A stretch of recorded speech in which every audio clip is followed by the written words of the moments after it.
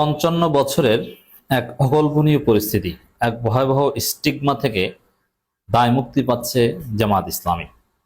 হ্যাঁ, এটা বিএনপি সরকারের সহায়তাই পাচ্ছে। বিএনপি সরকার থেকে জামাতের জন্য একটা বিরাট সুখবর। দর্শক, ক্ষমতায় বিএনপি সরকার জামাতের অনেক দাবি মেনে নিচ্ছে। এটা একটা মজার সরকার। হ্যাঁ, এটা কতদিন থাকবে জানি না, এটা থাকা দরকার। কতদিন থাকবে তারও একটা ভবিষ্যৎবাণী করি। বিএনপি জামাত কিন্তু একটা গ্রেটার আন্ডারস্ট্যান্ডিং এর ভিত্তিতে চলছে। জামাতের কথা বিএনপি সরকার শুনে, মাঠে ময়দানে যে মারামারি দেখেন, ওটা হচ্ছে অশিক্ষিত বিএনপি কর্মীদের স্যাঁচরামি ছাড়া কিছুই না। ওরা যদি বুঝতো যে তারেক রহমান জামাত একটা জোটের মতো, এখানে বিরোধী দল ওটা কথিত বিরোধী দল, অথবা বিরোধী দল হলো সেই পুরনো বিরোধী দলের স্টাইলে বিরোধী দল না, সরকার বিরোধী দল। এরা একে অপরকে কোঅপারেশনের ভিত্তিতে আছে। শুধু কি বিরোধী দল সরকারকে কোঅপারেট করছে না, আরে সরকারি দলও বিরোধী দলকে কোঅপারেট করছে। জামাতকে অনেক অ্যাডভান্টেজ দিচ্ছে, অনেক কিছু দিচ্ছে বিএনপি। এটা যদি বিএনপির মাঠ পর্যায়ে স্যাসরা জানতো, তারা জামাতের সাথে কোথাও কোনো সংঘাত সংঘর্ষে জড়াতো না। তো দর্শক, বিএনপি সরকার জামাতের অনেক আশা পূরণ হচ্ছে। ওই যে আমিরে জামাত পররাষ্ট্রমন্ত্রীর কাছে চিঠি দিয়েছেন, সে চিঠির একটা অংশ নিয়ে বিতর্ক আছে, বাট চিঠি তো দিয়েছেন। মানে এত আশা নিয়ে চিঠি দিয়েছেন যে নিজের সরকার মনে হয়, এই বিশ্বাসটা কিন্তু ছিল। কেন চিঠি দিতে পেরেছেন? আগে এরকম কোনো কথাবার্তা হয়েছে? আরে ভাই, আপনি বিরোধী দল নেতা, তাতে কি? কোনো কিছু দরকার হলে আমাকে চিঠি দেবেন, আমি বলবেন, আমি শুনবো, মানবো। আপনার কথা আমরা তো রাখবো, কেন রাখবো না? আমরা আপনাদের হেল্প করবো, আপনারা আমাদের হেল্প করবেন। তো এই আন্ডারস্ট্যান্ডিং এর ভিত্তিতে কিন্তু আমির জামাত চিঠি দিতে সাহস পেয়েছেন। নইলে বিরোধী দল চিঠি দিবে সরকারের কাছে, আর সেই চিঠি সরকার মানবে, রেকমেন্ডেশন, এটা কি হয়? হয় না।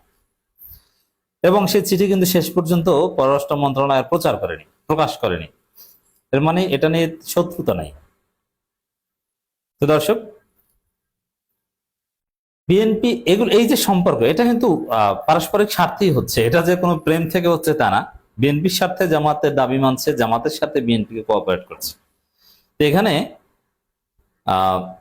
বাংলাদেশের রাজনীতিতে, স্বাধীন বাংলাদেশে জামাতের সবচেয়ে বড় স্টিগমা হচ্ছে যে তারা স্বাধীনতা বিরোধী যুদ্ধাপরাধী রাজাকার। জামাতের মতো সৎ মানুষের কোন দল পৃথিবীতে বিরল। জামাতের লোকজনের তাকওয়া, আমি বলছি না যে একদম ফার্স্ট ক্লাস, হাজারো দুর্বলতা আছে। 100 নম্বরের পরীক্ষা জামাত হয়তো বা 60-70 পায়, কিন্তু অন্যান্য ইসলামী সংগঠন 40-50-এর বেশি পায় না, বেশিরভাগই 33-এর নিচে। আমি বলছি না জামাত 80-90 A+ পেয়েছে, হাজারো ত্রুটি বিচ্যুতি দেখবেন। তারপর পৃথিবীতে আমি হামাসকে অধ্যয়ন করেছি, আমি ইখওয়ানুল মুসলিমিনকে অধ্যয়ন করেছি, তালেবানকে অধ্যয়ন করেছি, নানান দিক থেকে। পাকিস্তান জামাত ইসলামীর অনেকের সাথে আমার ব্যক্তিগত ভালো সম্পর্ক ছিল, এখন হয়তো বা ওরকম যোগাযোগ নেই। জামাত ইসলামী হিন্দের, ভারতের জামাতের লোকজন অনেকের সাথে এখনো নিয়মিত কথাবার্তা হয়, কিন্তু বাংলাদেশ জামাত ইসলামীর মতো ভালো লোক, ভালো সংগঠন আমি দেখিনি, যেটা সত্য কথা।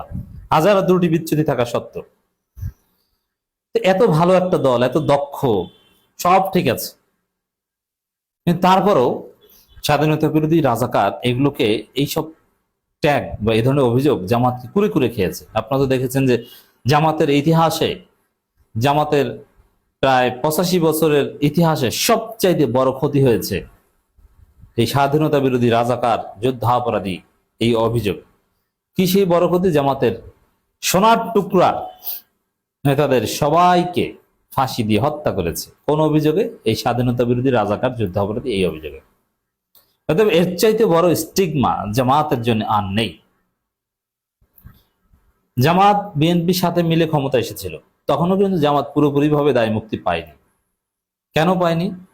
তখন তো প্রধান বিরোধী দল ছিল আওয়ামী লীগ, এবং সংসদে জামাতকে যদি দায় মুক্তি দেওয়া হতো বা জামাতকে যদি একদম সর্বোচ্চ সম্মান দেওয়া হতো, তাহলে আওয়ামী লীগের অনেক এমপি ছিল, তারা চিৎকার চেঁচামেচি করে পরিবেশ নষ্ট করে দিত, তারা ঠেকিয়ে দিত।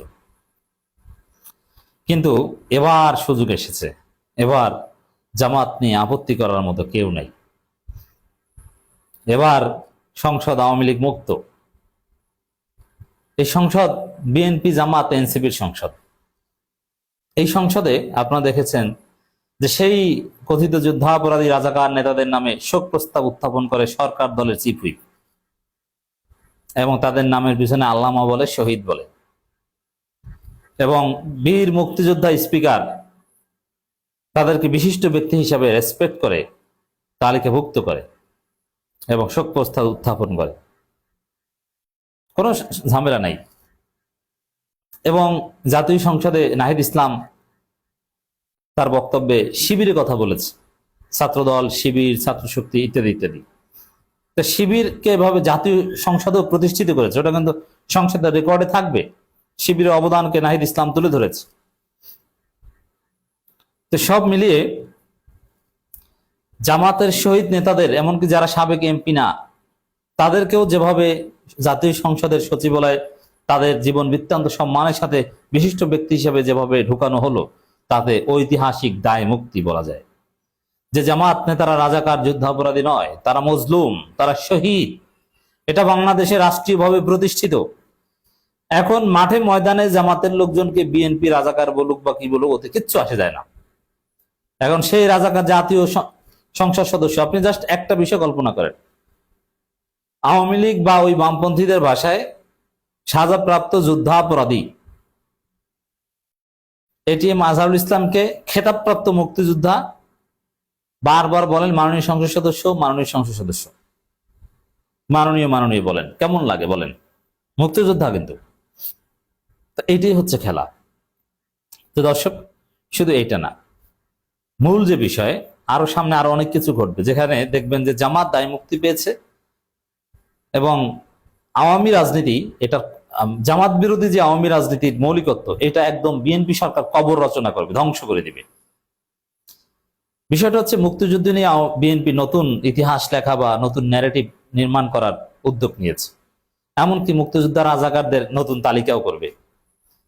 অলরেডি মুক্তিযুদ্ধ মন্ত্রী যিনি নিজে, আহমেদ আজম খান, তিনি স্পষ্ট করে বলেছেন যে আমাদের মুক্তিযুদ্ধের প্রথম মুক্তিযোদ্ধা বেগম খালেদা জিয়া, যে মুক্তিযুদ্ধের প্রথম মুক্তিযোদ্ধা বেগম খালেদা জিয়া, যে মুক্তিযুদ্ধের স্বাধীনতার ঘোষক জিয়াউর রহমান, সেই যুদ্ধে জামাত ভিলেন না। জামাত জাস্ট রাজনৈতিকভাবে বিরোধিতাকারী, এবং তারা এখন কেউ নেই, এবং তারা ফৌজদারি অপরাধ করে নাই। Golam Azam is not very serious. তবে জামাতের সাথে আন্ডারস্ট্যান্ডিং হয়েছে যে গোলাম আজমকে জামাতও অ্যাভয়েড করবে, বিএনপিও অন্যান্য সবাইকে মেনে নিবে, এতটুকু চুক্তি হয়েছে, যার ফলে সংসদে কিন্তু গোলাম আজমের নাম জামাত বলেনি। তো দর্শক, এই যে মুক্তিযোদ্ধা রাজাকারের তালিকা সংশোধন করা হবে, খালেদা জিয়া প্রথম মুক্তিযোদ্ধা, আরো নানান কিছু বিএনপি যেটা করার চেষ্টা করছে, নতুন ভাবে তালিকা এগুলোর মধ্য দিয়ে জামাত তার স্টিগমা থেকে দায় মুক্তি পাবে, এবং এতে বিএনপির, আওয়ামী লীগের যে মুক্তিযুদ্ধের রাজনীতি, ভারতপন্থী যে রাজনীতি, এগুলো নাই হয়ে যাবে। অতএব চাইলেও জামাতকে রাজাকার, মুক্ত, এগুলো বলে আলাদাভাবে কিছু করার সুযোগ থাকবে না। কারণ বিএনপি তাদের এখানে বিএনপি জামাতের মধ্যে পার্থক্যই কম। মুক্তিযুদ্ধ ইস্যুতে বিএনপিতেও রাজাকার আছে, জামাতেও আছে, বরং জামাতের রাজাকার সবচেয়ে কম। আর বিএনপির প্রতিষ্ঠাতাই হয়েছে অনেক সাজাপ্রাপ্ত যুদ্ধাপরাধী বা রাজাকারদের সাথে নিয়ে, আর জামাতে তো স্বাধীনতা বিরোধী আছি। তো সব মিলিয়ে বিএনপি সরকার মুক্তিযুদ্ধ রিলেটেড যা কিছু করবে সেটা জামাতকে দায় মুক্তি দিবে। অলরেডি সংসদের দৃশ্যে আপনারা দেখেছেন, দায় মুক্তি দেওয়া হয়েছে।